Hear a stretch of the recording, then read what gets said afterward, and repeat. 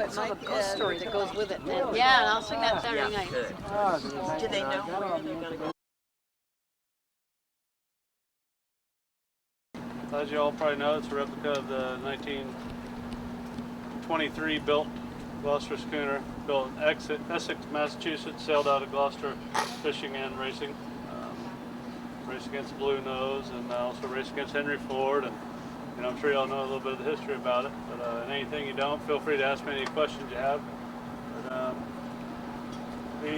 this was built by Eastern Shipbuilding in Panama City, Florida, launched August 23rd, 2014, just last year. She's just over a year old now.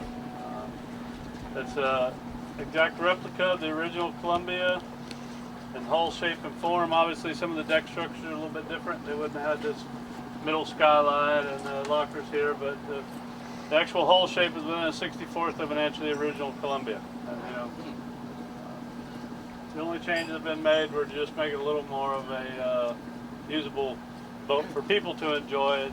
We never expected that we were going to go salt bank fishing in the vessel, but height of the mast, the size of the mast, the sail area, anything like that. We do carry 10,200 square feet of sail all up with the 4 lowers and 4 uppers.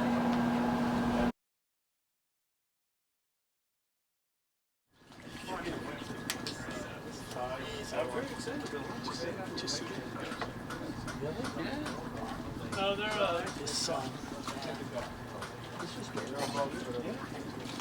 Douglas fir, the topmost are Sitka spruce. And then all our stuff is all laminated. We can't really find big full logs that large anymore. Plus laminated is stronger than single log construction. Are they hollow?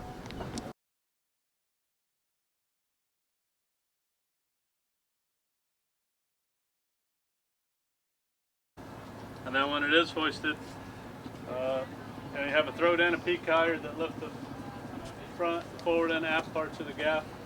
We end up on the foremast. We probably have somewhere in the neighborhood of 400 feet of line on each side from the throat and peak halyards, and then on the main you end up with about 500 feet of line on each side of that 1-inch double braid.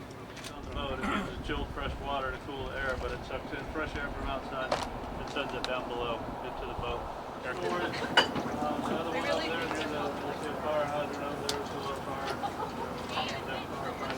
trysail. And then it gets tied around the mast using these Angelique peril beads and these lines. It goes above the gaff.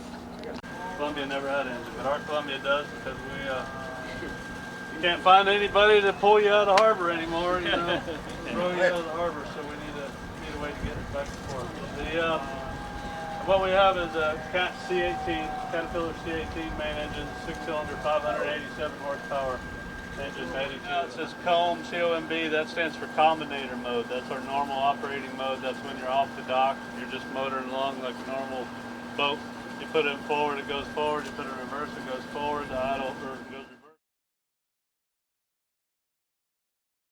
But you see the one is on 0, and then you see a little red mark up around 600. That's because this tells you, not only does it tell you the percentage of engine load on the small gauge on the left side here, but on the right side it tells you percentage of pitch, so you can always see what's going on with the engine load and the pitch.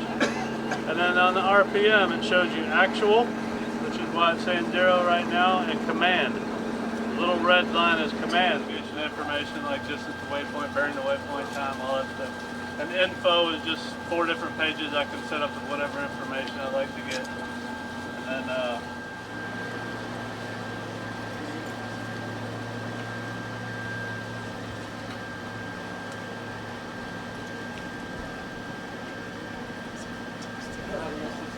don't see how you can live without one of these speed until you're retired. It's impressive when you see me. But I'm going to stand here. Would you mind? You got to go. Captain Roger. Yeah, but you can sit here and use a coffee table, right? Like this, or you can push it out to this level, and then it just motorizes up and down, and it comes up to a full cocktail height. So if you're having a little cocktail party, and people want to set the drinks down, that way they don't have to bend all the way over and set the drinks. Very considerate. Yeah, it comes up electric fireplace. It doesn't. The put any heat. Originally it did have heat elements in it, but we really found we didn't really need the heat because we do have heating and air conditioning in the boat, and also when it was first turned on, you kind of get that smell of wood burning from the framework. So we didn't want to.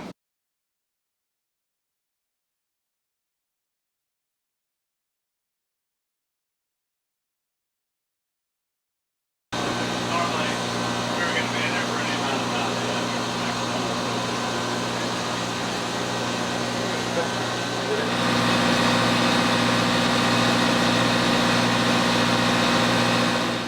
There's a Pullman berth that will fold out of the wall and land on the cartfish on the side. So you can't have 6 people here and then 6 people between the forward cabins. So for a total guest load of 12 in the forward cabin.